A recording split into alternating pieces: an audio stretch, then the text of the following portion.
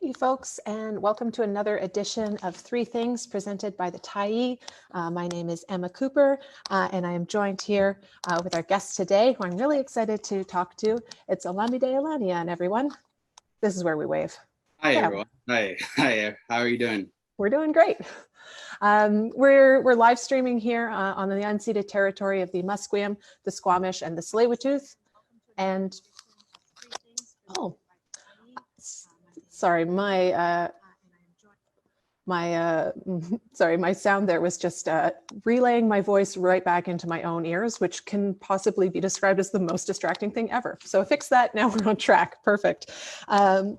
This is a good time to say that Three Things is a pretty informal conversation where we talk to all the wonderful people at the Tyee family just about three things that are on their mind. This is not the be all and end all, the final word. This is part of evolving conversations that are happening all over the place. So I'm really excited for today because although you've been talking about three things on your mind in terms of what's out there in the media landscape and how we can better get media to reflect the diversity of the audiences that it serves. So that's kind of where we're going to go today. And again, you are the editorial assistant here at the Tyee, and we were hired at the same time, January 2019. Yeah. We haven't sunk the whole thing yet, so that's exciting. Still going. Right? And there we go.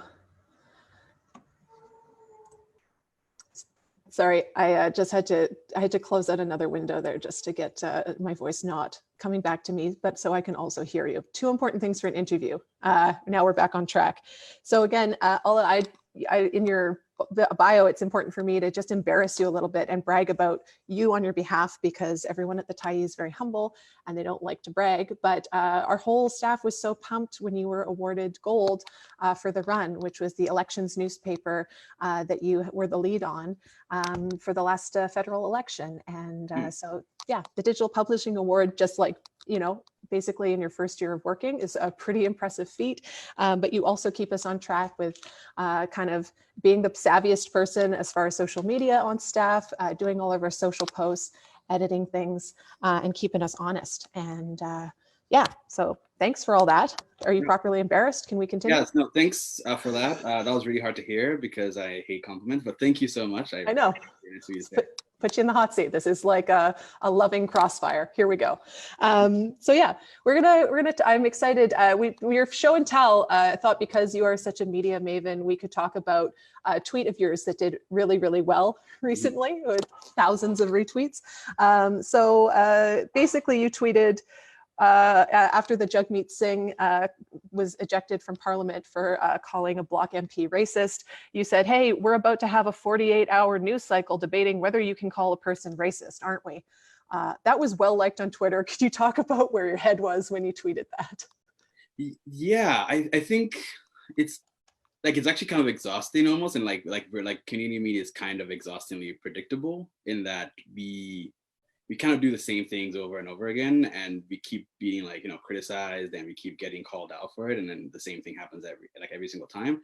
I think this same conversation, we've had this conversation like my entire career. We've had this conversation like every single month or so, right? Yeah. And so for me, it was like I almost knew where this was going. Like it was always how in a very homogenous media environment, obviously, rather than talking about why he called the person a racist or what the actual motion was about, like even the first story that came out about it, like kind of just didn't even like mention that at all, just like gloss over that, and like kind of made the framing of the event, the thing that happened, the most interesting thing that happened, the big what happened was now that Jagmeet Singh called a Bloc MP almost like a slur. Almost, it was like, oh yeah, he said this in the House of Commons, and he got ejected, and like this is like a big thing, as opposed to like, oh yeah, like no, but this like, what, has anybody asked the Bloc MP like what happened, and asked Jagmeet Singh what happened? Like none of that was even in that conversation at all. So at that moment, nothing had even happened yet. I was just like thinking like, okay, I know exactly where this is going, and I'm just gonna throwaway, like just toss this throwaway tweet, and I would like to be wrong. I actually wrote like a little disclaimer at the bottom in all caps, like, I'd like to be very wrong about this, and I'd like you guys to prove me wrong. And no, like that's pretty much what happened. We ended up spending like more than 48 hours just debating whether it was right for Jagmeet Singh to be ejected, and whether it's okay to be called, like, calling somebody a racist or to be called a racist, right? And it was disappointing, but I still kind of like just have a little bit of hope, because it's always like a few people on the internet are like, oh, that's how this works. Like, they didn't notice before, and they're like, oh, actually we have had this conversation before, and it's almost like these conversations are happening like a lot more regularly. So it's a little bit optimistic to see that, but it's happening far too slowly for me to enjoy. So the patterns are still happening that are frustrating, but you're hopeful that more people seeing the patterns will make it so it'll be easier to break them in the future. But yeah, exactly. Like I'm hopeful that like all the leadership that see that they keep messing up on issues of race are going to be like, oh, actually, like there's a reason why this is happening, and how do we correct that? And again, maybe I'm like optimistic and like naive or something, but I do hope that that's a turning point for sure. We're still both early career. Hopefully we're still optimistic. Right? I'm not jaded yet, which is good. Yeah. Yeah, that's great. So for your three things, let's talk about the work you did with the run highlighting Black, Indigenous, people of color in this elections newsletter that is often largely kind of dominated by white male voices. Over 50% of the folks who were contributors, and real powerhouse contributors, might I add, to the newsletter were, again, BIPOC or women, which is really, really cool. And I know when I was reading it, I am not in the media landscape as much. I don't have the deeper understanding, but I just knew when I read it, I was like, oh, these are the perspectives I want to hear. Could you talk about what your goal and your process was with developing that newsletter? Yeah, where to kind of start a little bit. I most of my head is, at least in media, is that we have to do a better job kind of acknowledging that systemic inequity exists in like all levels of society, and including journalism as well. And that kind of has a direct connection with how useful we are to the public, and like the legitimacy and trust that certain communities like have of us, right? Yeah. And like, just as much as like, even if like just moving away from that, like in actual concrete ways, we just mess up so often, and we like directly harm the communities we report on and report to, right? And like, so if you acknowledge that problem, okay, like, and where does that problem come from, right? And that problem comes from, we have very, very homogenous newsrooms, and we kind of mask this, we have objectivity. And again, I think objectivity is like an actual thing that we should try to aspire to, right? But we've always kind of defaulted to this particular homogenous newsroom as an objective, not at all partial or biased perspective. And again, I think that a lot of people are super skilled, and they are trying to get to the truth and everything, right? But the very just like epistemological question of like, what do you know and how do you know it, right? Is like very, very marred in like your own lived experiences and like, structural and systemic issues, right? Mm-hmm. And yeah, so just like kind of realizing that kind of like it starts a new question about, okay, what's bias, and how do you kind of control for that, and how do you try to remove bias completely, or do you try to like acknowledge that bias or even lived experience, and like try to just how do you try to achieve the truth, knowing that all humans are biased? And I think those are like two different schools of thought. There's like an old guard of like kind of like straight, I am the authority speaking from on high, and I'm giving you this news, and this news is the truth, right? And then there's like, oh, actually we're all infallible. We are just practicing a methodology of news gathering and information gathering, and we are qualifying this by saying, here's where I'm coming from, but also I've done the work, and here's the information I found, and you can make whatever assessment. So I feel like that actually like we are less like people understand that we're subjective, and people understand that we can make mistakes, and that actually like kind of frees us up to do the good work that we need to be doing anyways.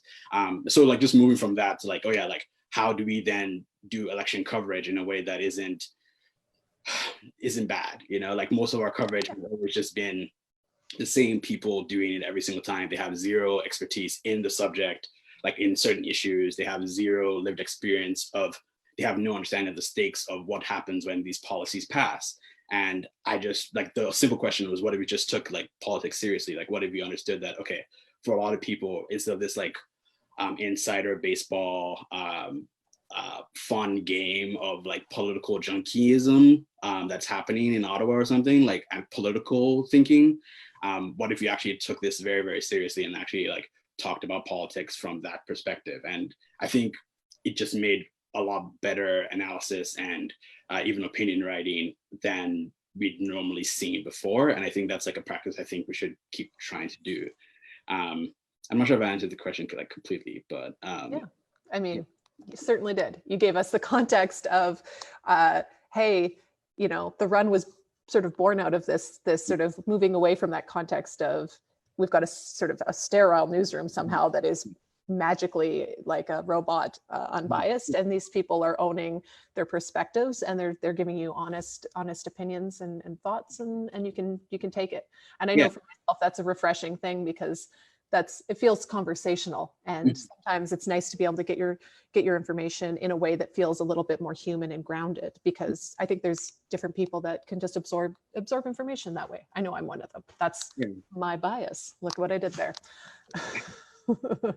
I do think that, like, even the explicit argument we're trying to make, or implicit argument we're trying to make with the run, was that not only is that expertise and lived experience good in analysis and like journalism, but it might actually make it better. I think that's like actually like even like an underline a little bit, is that I feel like we, like, just from the feedback that we got, like a lot of people just felt like they had received insight on issues that they had literally never seen, and nobody else was talking about those issues, and those issues became like national issues. Like I wouldn't say like we like you know, like elections campaigners are reading our newsletter or something, but like those issues kind of became a lot more central, and a lot of people didn't see those things coming because they're so used to seeing things in their own perspective, right? And totally, I think that's it.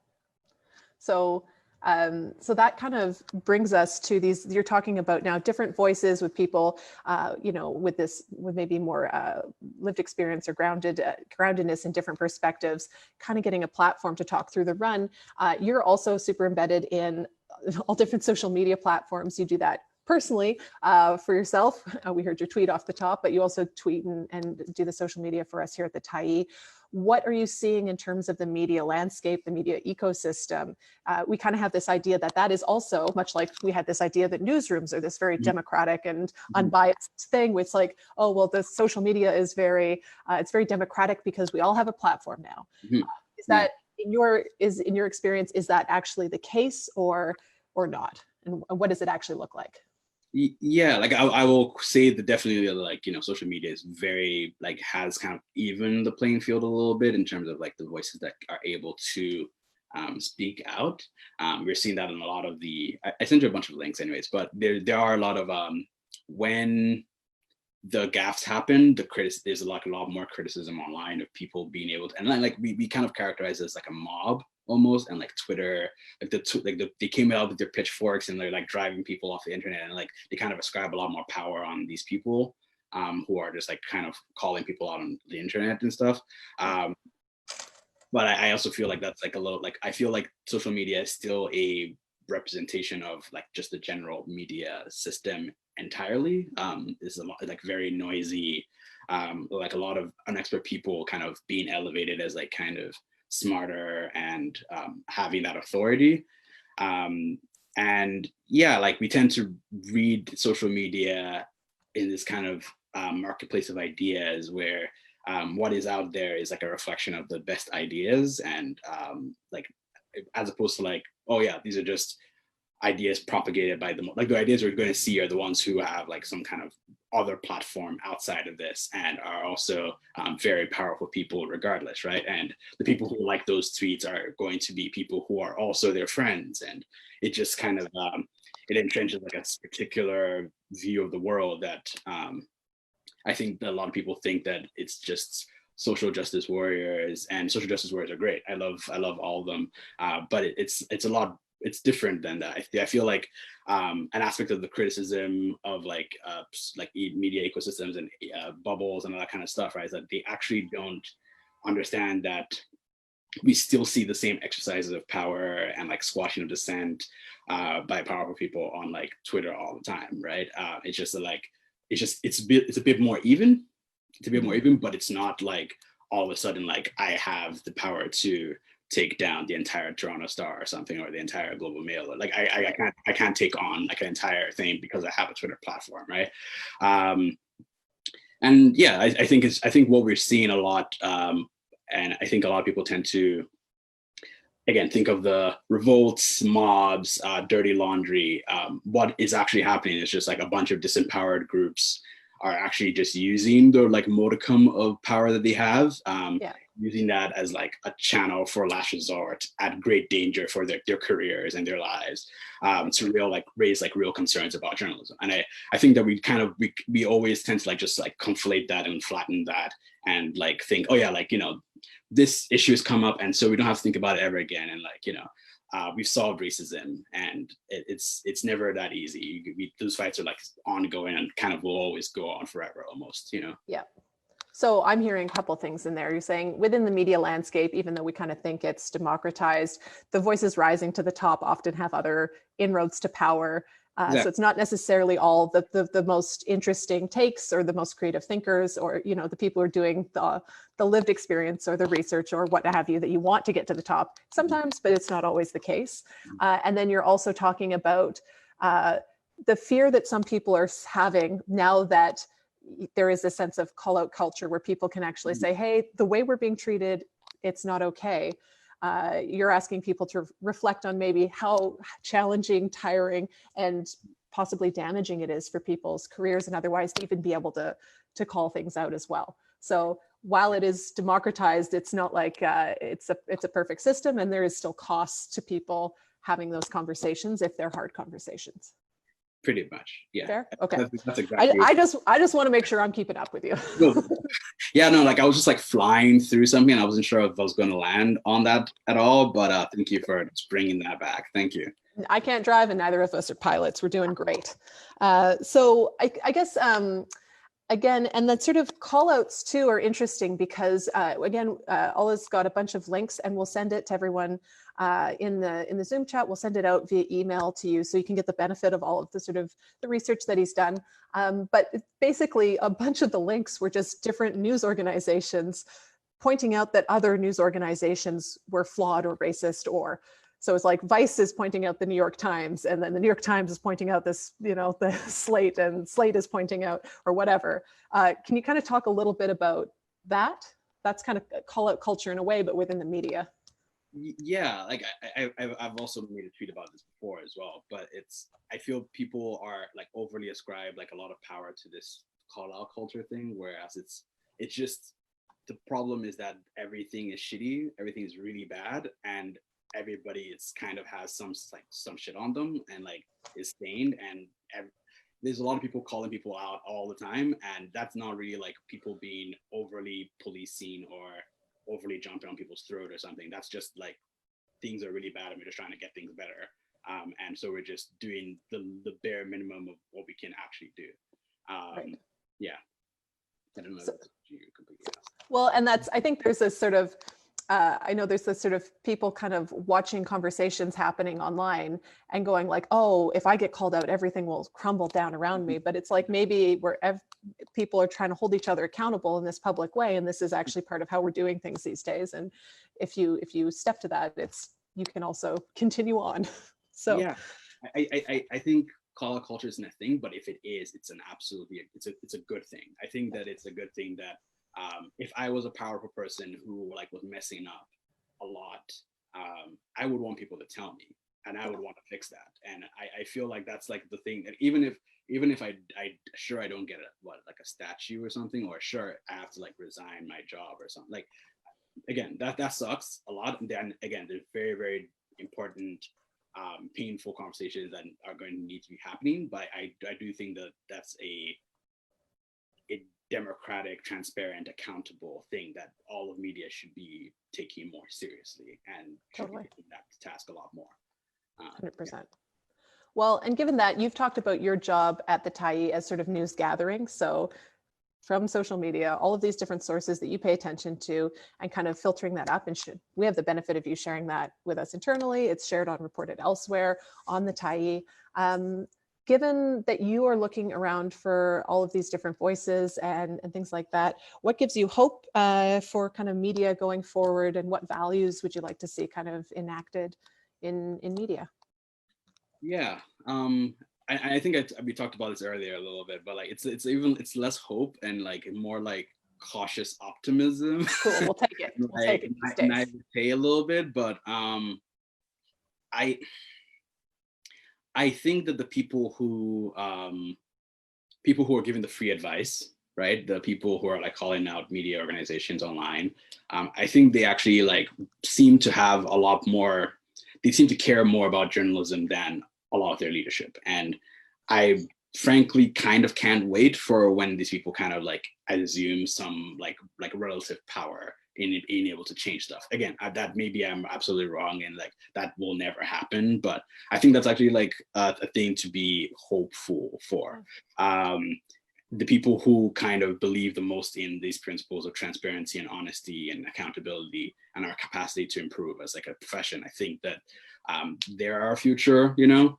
And yeah, I think they're incredibly brave, like talking and just kind of reframing the conversation from just putting like a Black Lives Matter like post to actually like, okay, how do we actually fix these things? And again, like every single organization is like Tyee included probably has like we exist in a structural or systemic racist system, right? And so it's about those difficult discussions on how do we actually fix that. A lot of people would prefer to actually talk more about does racism exist, right? And a lot of us are just like so tired of that whole question because we've had that conversation so many times and we're just waiting for everybody to catch up. I want us to have those really hard conversations now and actually like, okay, here's a call to action from like the Canadian Journalists of Color and the Canadian Association of Black Journalists, right? Let's actually take all of those by the end of the year and like actually get them done. They're just basically saying like hire more. This are like very, very basic demands. These aren't like somehow like no one's asking for all green Skittles, exactly, in a rider. Which is an impossible thing to do. Exactly. But they're asking just like, like hire Black and Indigenous journalists, women of color, hire more non-binary transgender people, hire more disabled people, hire like people who use drugs, like just have a better reflection of what society actually looks like, and then actually pay them equally as much as you'd pay every other person, and then actually create the structures that keep them in that job, create the infrastructure that actually like makes sure that they succeed in whatever they do, like actually give them some power, not try to defang and do this as kind of like a PR stunt. Right. And yeah, just actually elevate, actually promote them to, and again, these are all like just like very, very small, like these aren't even like really challenging like the structural systemic problems that we do have like in the rest of like society, but these are like a good first step. And like a lot of these organizations have like done a lot of great work, and I think that all the like leadership should be looking at that like very, very closely and taking them very, very seriously. So yeah. And I think we were talking earlier and you pointed out that, if media organizations and other professions as well, if you actually genuinely start bringing in people with different lived experiences, racialized folks, and all the groups that you mentioned, and the second piece of making it comfortable and workable enough for people to stay and thrive and progress through the organization, that's going to make it better for everyone. Because the work you're going to do to have the conversations that you're going to have, like, oh, if this is not working, what have you been doing wrong? It's just going to show you your blind spots and then make it better for everyone, even the person who is, got the most privilege in the room. So absolutely, and I think that's the thing that people tend to miss whenever we're talking about having these conversations. Doing this actually makes your job easier. It makes all of our jobs better and makes all of our journalism better as well. And the thing about this is that like all of these same tools that are used against like BIPOC journalists and like other groups that are marginalized in journalism are also used against like, white journalists as well, right? They're used to like stifle and suppress a diversity of opinion, right? They're just disproportionately used against certain groups of people, right? So like the thing is that those tools are there for you too, and it's actually in your best interest to challenge the systems as well, right? If you can't call out a very bad opinion piece that is racist, right? Then like you probably also can like call out publicly other pieces as well, right? But again, like we're speaking very, very specifically about like certain kinds of power, exercises of power, and yeah, I think that we need to kind of acknowledge those problems and actually try to address them as quickly as possible, probably. Yeah. Well, and those are great points. And we've got a question from Karen Van Reenen. Karen's asking, do you think that there's a growing disrespect for quote unquote expert opinion? And do you think social media is contributing to this? That's a great question.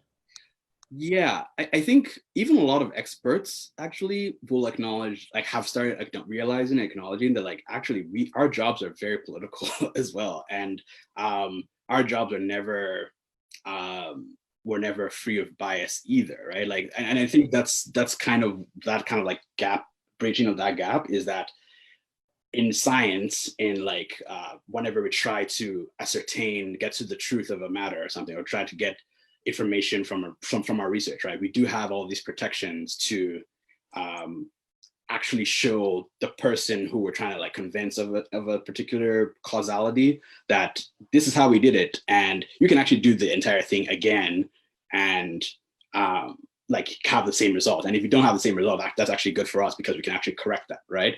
And I think that I think a lot of scientists and experts and journalists as well, like even though we are like losing some kind of like expertise on the internet, right? I think there's a little bit of acknowledgement that like actually we need to be showing our work a lot more and stop assuming that people just take our authority at face value, because it is, again, people have realized that just because you say like, you can actually cloud your authority behind a veil of expertise, right? A very, very gross example would be like Donald Trump, right? Donald Trump is a businessman, so obviously, and he has money, so obviously he's a smart person who, again, that's a very bad example, but like in particular, you heard it here first. Total endorsement. Sure, but surely I'm going to take that clip and isolate it and then put it on Twitter. But surely, like people will be like, yeah, surely he's okay to be a president or something. Like, and that's kind of what okay, like expertise can protect you from making mistakes, and that's the thing, because we all do have biases and we all do mess up, right? Right. Like I would even go as far as say like even chief medical officers and like people in charge of like pandemic responses or something. Because you're an expert doesn't mean that you are like perfect. Exactly. And people are allowed to kind of like look at that and be like, hey, like again, there's a difference between like kind of bad faith criticism and like, good faith and like actually trying to like figure stuff out. But it is okay that the like veil of like expertise is kind of like opened up a little bit, and people exactly, and people see that expertise isn't necessarily just like, again, God from on high speaking down to the people, but it's just human beings trying to get to some level of the truth as best as they can, showing their work to prove that. Yeah. Well, and I think you're making a really great point too about how people being able to question openly, how helping voices rise in the media, on social media, in other domains, how helping like a multiplicity of voices rise and question things actually allows people, even people who are seen as experts or seen as powerful, to be more human and honest about what they can actually deliver on people. So it's coming back to, where we being able to sort of all rise up together, essentially, is what I'm hearing. Yeah, absolutely. I agree with that completely. I will actually like even like mention, because we had a really good video. I think we're actually out of time, but we had a really good video about like a scientist who like shared a video on social media that showed like, oh, COVID droplets kind of spreading through sneezing and coughing and stuff, right? And that doesn't mean, and again, like other people like criticize that and actually showed, okay, like that's actually like a very bad way of framing that, especially on social media. Where it just like kind of is shared wildfire and stuff. And the scientist actually seems to be like taking that and reflecting that on that and being like, yeah, actually that was kind of a bad idea to do that. I probably wouldn't do that again. And actually like qualifying that information a little bit. I think that was good for everybody that happened. And yeah, I don't think it's necessarily a bad thing that expertise is going away or Yeah. used. Hopefully turning more into part of the conversation that more people can participate in. Exactly. Yeah. Totally. Well, this has been a delight, as I knew it would be. So again, thank you for all of your work and your tweets, Ola. And again, we'll follow up everyone with all of the links that Ola has. We'll send them out via the Zoom. So again, if you're watching via Facebook or YouTube, then you can jump in and register for the next webinar, which will not be on July 1st. That is Canada Day. If you don't work that day, what a day to stop and think about how we can all do a bit better, hey? So, that's, if you're not working, we can do that. But we'll be back the week after. I believe it's July 8th with Moira Witten. Because what a time in the world when you start as a journalist reporting on a health beat and then a pandemic breaks out. So we'll talk to Moira about that. And again, thank you guys so much for tuning in. And thank you, Ola. Take care, everyone. Bye, everyone. Bye.